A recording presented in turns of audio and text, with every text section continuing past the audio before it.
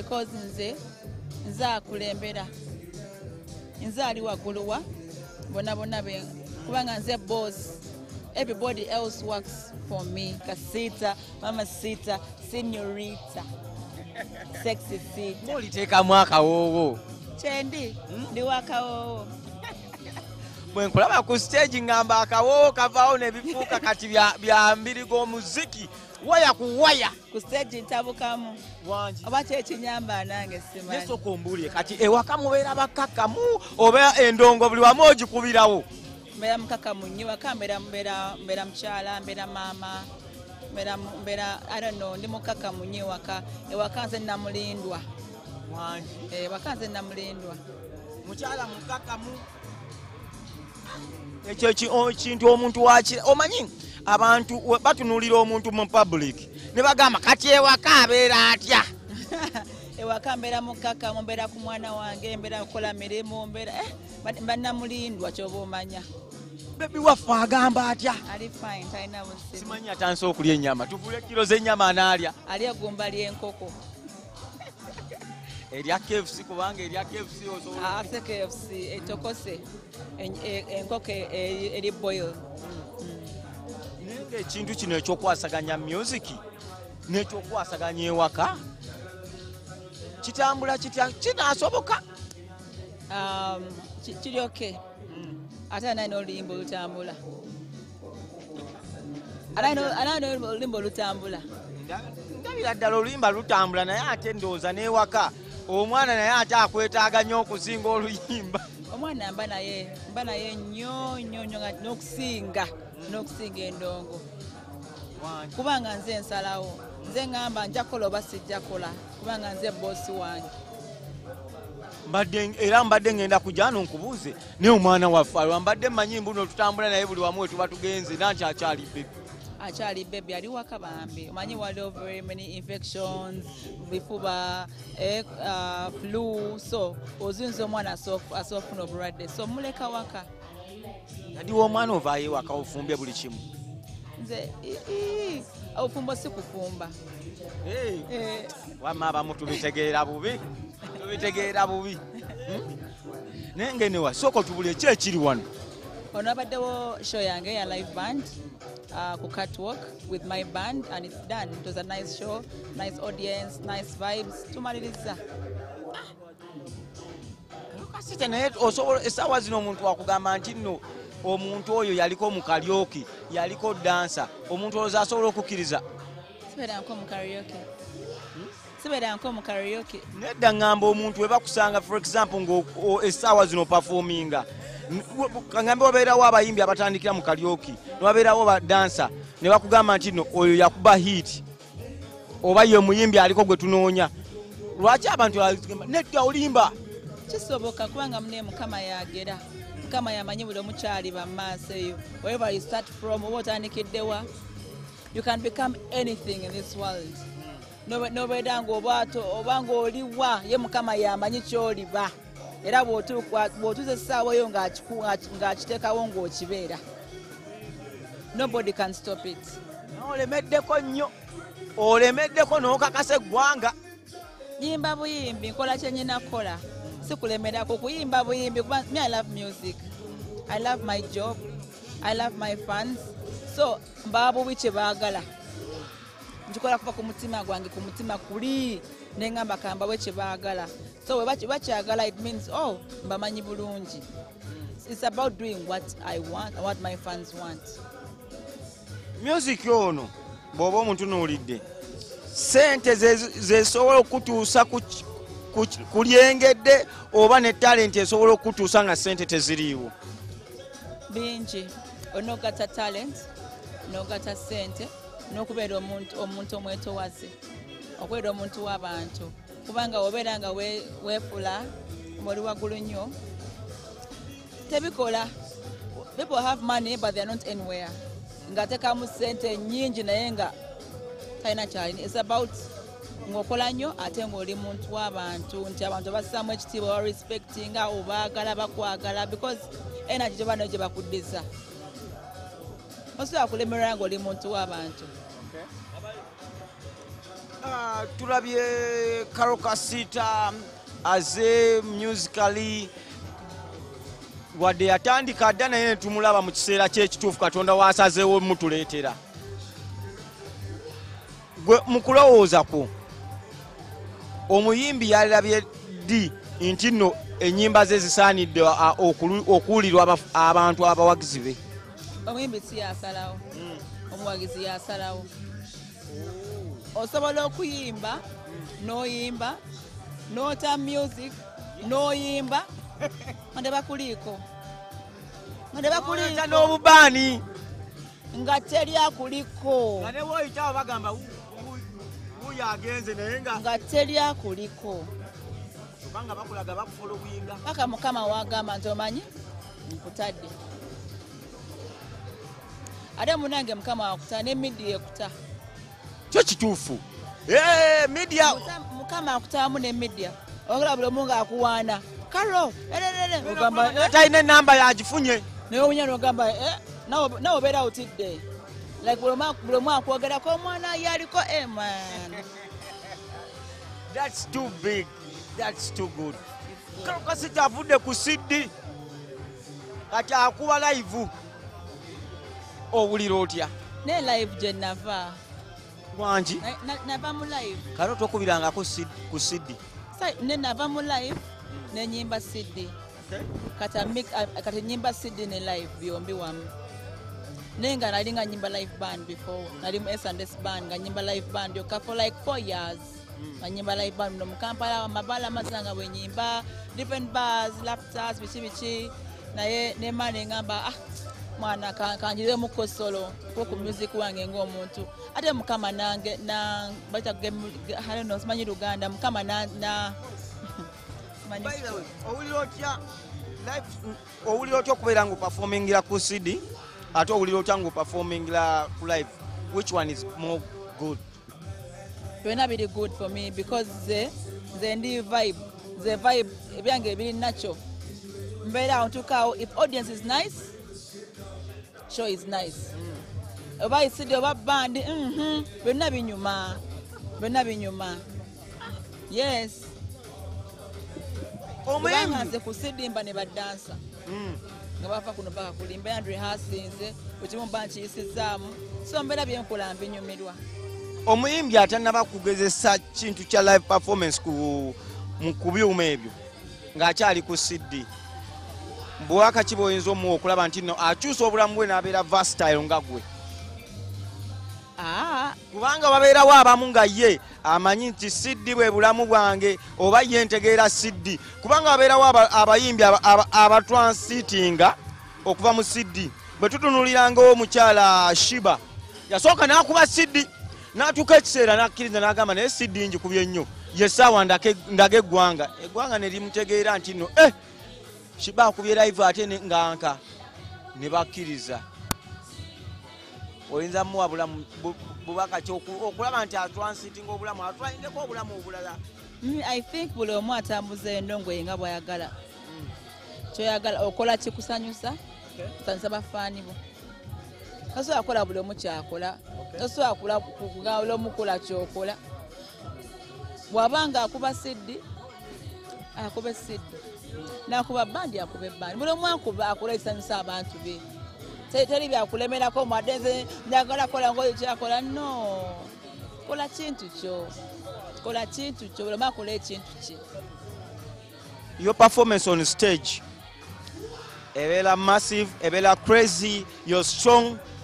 Ekintu ekyo kiva ku kyokulaba nti nno omuntu aperforminga n'oli yasasudde ssente ze n'akkiriza ekyetano kyange nakiwadde okulaba Karole Kasita mpeddeyo. Kiva mu kwagala kyokola. Obanga oyagala kyokola omuntu aba ajja kunyumirwa kubanga bw'onyumirwa naye aba akulaba mbw'onyumirwa naye n'anyumirwa. So obanga oyagala kyokola faani waage nasanyuka. Ojja kujja ku stage ozinenga nawe ozina onyumirwa naye anyumirwa naye akole ki? Akone dance. Oyina okwagala kyokola kyekisinga obukulu. N'obanga olina ebizibu byenkana bitasooka okole bwoti ogende ku stage ng'olowooza kimu faani wange yazze kundaba awaddeyo ssente ze kamusanyuse. Karole Kasita essaawa zino abayimbi omuntu ayagala okubuukinga Karole Kasita engeri gye yakubye oluyimba olowooza abantu kati tebatya okubuukinga gamba nti kati ebbeeyi yalinnye tunonyeeyo abalala oba byakuteesa byakuteesa kubanga era n'ennyimba tozikola kuyimbira abantu toluyimba ndukola kufuna mirimu okitegeera so temutya kunkubira amasimu mukube tuteesa mumuyimbi akuba hiti ng'afuuka obuzibu ebbeeyi erinnya buli kimu ne kirinnya ayinza okugamba nti okujja okuyimbira mu bbaalayo njagala zi John Walker nga nnya ziri awo njagala kikyambala ekibuguma singa ozisanzeewo bayinza okuba nga baziteguddewo nedda mazima gali nti ina hiti nyingi tezinkyusizza ina hiti nyingi nno nesikyukangako so sikyukangako nkyalinga bwe nali mu 2019 nga nakuba yaka ne yaka yali hit ne balance yali hit 2020 Chekecha nayo hit okitegeera nesikyukangako so sigenda kukyuka mu kubanga nakuba oluyimba olwakabi no me I respect my clients I respect my fans sefuula wakabi because nawe akayimba sigala kyekimu munnaye olunaku luno olwawedde luno twabadde ku kivulu kya muganda waffe kireva gye yakikubye kati neŋŋamba yiyima amasiita eŋŋoma etambula eno tugitwale enambole ng'ewedde nakibuwa tugitwalewa nga tusiiwa nnyo twali gikozeemu ekintu ky'amaanyi oli mutuufu tugitwala wa mutuufu mpulaninga kubanga ne wano tewamala wano kati okwo watono kirabu zonna ndaba tolina wooja ngamba kati oba Karole Kasita tukutwale wa tubuulire kololo wanene saagala mwongeye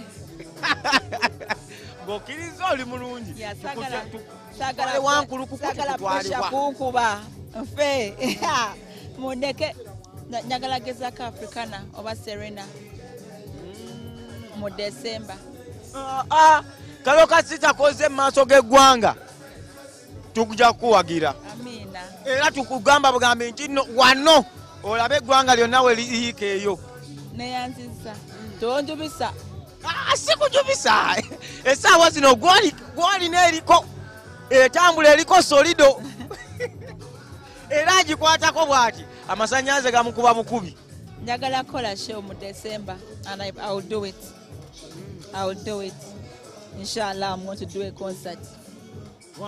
Yeah, I'm going to do a concert. Inshallah, I'm going to do a concert. Karole Kasita tumulabye mu music industry. Ne tulaba n'abayimbi abalala. Lwaki abayimbi babeeramu omuze ogwekwekuba enkokola oba okweyogerera ebigambo ng'ate tuli mu bizinesi y'emu? Simanyi lwaki balina enkokola, simanyi lwaki boogera. Kubanga naawe waliwo ababeerayo ne bagamba yakubye yejja kuggwako. It's okay. Ng'ate tuli mu industry y'emu yakuyiriba ndongo. Of course, eba healthy competition. Naye aba alina okukola naye endongo ye naye evuge. So it's okay. As long as nayange evuga naye evuge. Tewali buzibu. Buli omu akole. Ennyimba zoogere. Bwe kuba n'oli akube, buli omu akube, buli omu ayitewo, buli omu akole, buli omu gwe maani. Olaba naawe ogamba ennyimba zivuge. Ennyimba zivuge, tewali buzibu. Nze oba oyagala olwolukube. Nange njagaliza buli muntu abe n'oluyimba olukuba. Because njagaliza buli omu akole kubanga eno business. Mba manya nti omulimu gwakola mu ajja ekyokulya. Naye njagala Mukama amuweyo ennyimba ez'akabina yafuna essente. Ate bw'oyagaliza naawe ofuna. So sikinako buzibu. Buli agala okuba endongo bakube. Nobaagira mbawagire buchallenge mbukole. Yeah.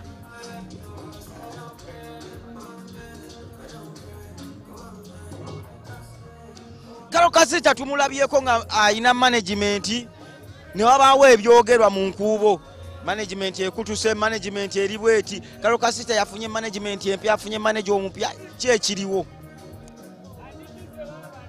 Mina management empya. I work with a new manager, Kamita Apple. Yeah. I think I'm moving last year more August. Took us there for like a year now. But definitely for like a year now. And he's a good person. And I work with a big team of people. So I have a good team. Management temenyekangako because nze akulembera. Nze ali wagulu bona kubanga nze boss. Everybody else works for me. So I don't think I'm broken yet. Okay. You can't say my management meaningful because I'm still here standing. I think I am the boss. So kondire mukati bo ani akola ku byokwambalako makeup mavazi kubanga wenkutunulira ya mavazi gomo obera ku point soko mungu okwambala olumunkozesa basi olumunkozesa ronicham olumu neyiya obera unolumba odogamba nenonyamu obugoyegoye nabikine negatagata wabawo emergency nogamba zinezange lero zigattewo then olumu then makeup kosa sami n'olumu nekolako kati nga lero nekozeeko nagezezaako oyagala kutwala mirimo gy'aba makeup artist banaalyawa olumu eba emergency yani wagamba lero kanekoleko kati essaawa zino Karole Kasita oluvaako eno bagiyita batya Chekecha weevaako otuzaako eriwa mukama yamanyi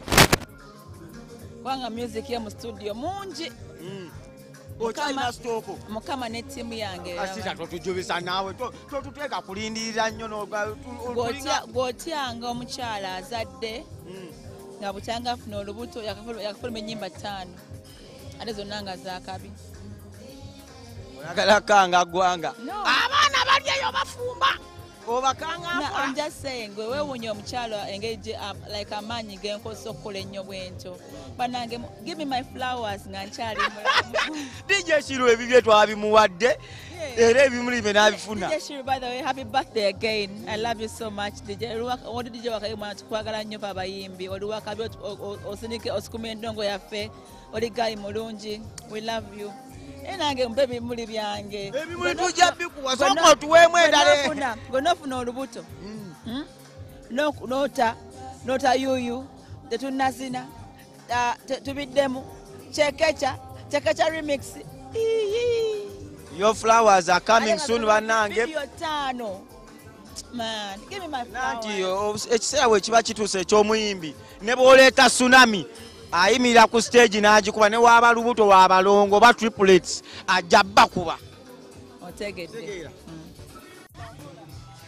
okay Karole Kasita mama sita twagala otubuulire kiva ku ki abayimbi okwekyangana ne bamaneja baabwe ne bakakana nga baawukanye oluusi beekubye waliwo abamu oluusi beekuba ne baawukana bubi ng'ate obeera okimanyi tulya ku mulimu ki gumu lwaki kibaawo ng'ate ntuubira twalibadde tukolagana tulabe nti nno music agenda mu maaso omuyimbi gwe tuyinawo n'atuvujjirira kubanga tuba tulya ku ggwe lwaki ekintu ekyo kituukawo mu bayimbi simanyi kubanga mba nsobola mba nkimanyi tubalina okukwatagana naye lwaki obutakwatagana bubeerawo simanyi nze simanyi Karole Kasita enkwatagana n'abayimbi abalala ye nga ye eri etya me I love my fellow artists tukolagana nnyo n'abayimbi abalala nze ndi muntu w'abantu nze buli muyimbi nkolagana buli muyimbi mbonga naye buli muyimbi mba mwagala nze I'm all about togetherness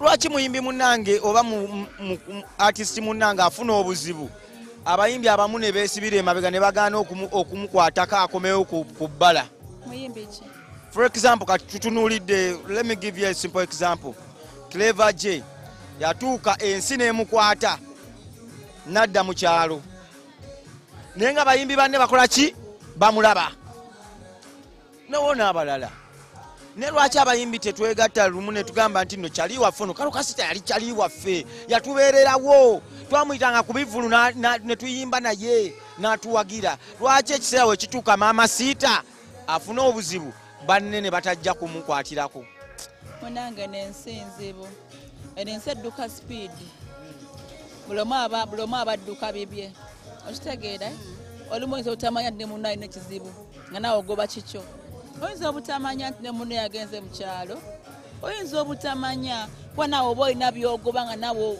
oli ku bunkenke okitegeera but I think tulina kuyiga nti nno okeberanga ku munno kubanga olumu ayinza okubeera eyo nga tomanyi nakikyaliko naye nga ali mu bizibu byenkanawe biti nga tomanyi naye nga naawe olina ebibyo naye yo being oli kwefaako wekka. So I think tulina okuyiga ng'abayimbi once in a while kebeera ku banno kebeera ku banno omubuuzeko nti gundi kiri kitya oli oti eyo oli bulungi kale beera bulungi. That's all. I will not judge any artist or anybody and see your as a whole. N'abasuubuzi osobola oyina naggalawo edduuka tomanyi nedduuka lya muno yagadde okyo kimanyi notomanyi ne muno yagenze notokimanyi nakimanya notemezi noga naye gulunga nti omulaba kumbe yaddayo dda mu kyalo business yakola ki yamulema. So what I think is just in general mu nsi muno obanga olina mukwano gwo in business omukeberangako. Yeah. Genzo kulya ku stage ali bubi kyogamba omukwano gwazeewo tetubanko nabuzibu na gravity. We've never had any problem. Ketafuna mukaka ntu katini between me and him but atwa bisotinga nze naye. Olaze example nungi lwaki ate abayimbi babaawo ne garage eyo ne munne basigala batambuza olutambi atambuza olutalo lwakantu aka katono lwaki banange nze muntu asobola okunyiga kati nchane in 1 minute nemba ngekyo nkivuddeko tegeza nawe ogenda kujja sebo nkwepichawo tukubemu nobulira nonganjiranga mbadde nduyimba nga ningalulanga okitegeera era ngenda kubeerayo nnyo kubanga mwana Gravity namugamba tukole oluyimba. He didn't even think twice. Yajja mu studio nakirowozezzaako n'abeerawo ate nga muyimbi wa kabi mwana nandagamba nno okwegatta kye kisinga okitegeera. So sina buzibu na muyimbi yenna nze nkubuulira abasajja batereka akasajja ku mutima ne kabeerako nze simanyi nze sibisobola. I love my peace. Nyanyo kubeerawo nga nyina emirembe nga sikyakusanga kati obanga omutomwagala oba otyo musanga kalola mutunuulira tanga mwekyawa oba otyo olina mirembe ate olimu oba olimu omwana oyo simwagala gwalina obuzibu okitegedde wete otyo oba olinawo ng'olina obuzibu na mwana buna obulamu bumpi. Embaga maama Siita omwana awedde kati embaga oba yaddi oba tugisuubire ti oba okwanjula kwaddi megabagagamba nti mujje kyetulinze oba kwaddi oba twanguye mwagale twogere ku ndongo.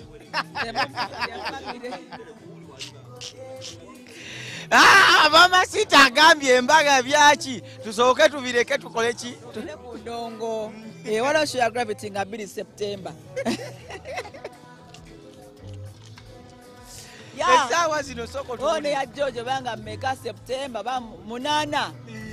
Togere ku ndongo. One ya Jostede wali ku Africana. Bana balina endongo onyumya abaana. Onyumya ku mfumbo. Muze speed naye. Tetwali buzibu. Kati soko otubulire. Ani yawandika oluyimba, ani video yayitawa kubanga oluyimba mu butuufu tulina odunoonyerezaako ffe ba CID twatanze okunoonyereza ku luyimba. Chekecha yaliwandika Dr. Brain. Yawandika both remix and original. Produced by Chemical Beats ne Atin. Video by Arone and Sasha Vibes. Yeah. Owulira otange esaawa zino gw'olina etembeeya. Wanaye. Akulabisa Karole Kasita buli w'oyita. Nsaba okwebaza abantu bonna bannayuganda n'ebweru abagala akayimba kange akachekecha kayimba kaffe in fact kati kafuuse kaffe. Manja okwebaza abayimbi bannange bunyine vinka okubeera abantu abalungi tebankalubiza kulimba luno twalukola everything in like 2 weeks audio and video anapadde buzibu bane mwebale nnyo muli bawala bakabi bambi muli bawala bakabi nnyo mukama bampeera omukisa okwebaza producer wange Atin, okwebaza buli mu yasaka kulimba uno mwebale nnyo, and my fans out there, thanks for loving our song and pushing it when tubagala nnyo. Kali tulinde DEP Mama Sita Karole Kasita omukubi w'engulika eriko ina album namba nsaba EP kati tetugikusabe soko malio album kosabe EP obugambo obusembayo ku muntu akola ku Bukedde TV abali ku Bukedde TV mbagala nnyo. Chekecha is out, go check it out. Alugabire munno, alugabire munne, alugabire munne, ate nga December inshallah tulina concert wanji ate Kasita njogera atoro nchiriko Mama Sita twamaze n'omwezi ngwogedde kubanga tugenda kugula engoye zirinde bambi mugule engoye mugule engatto wanji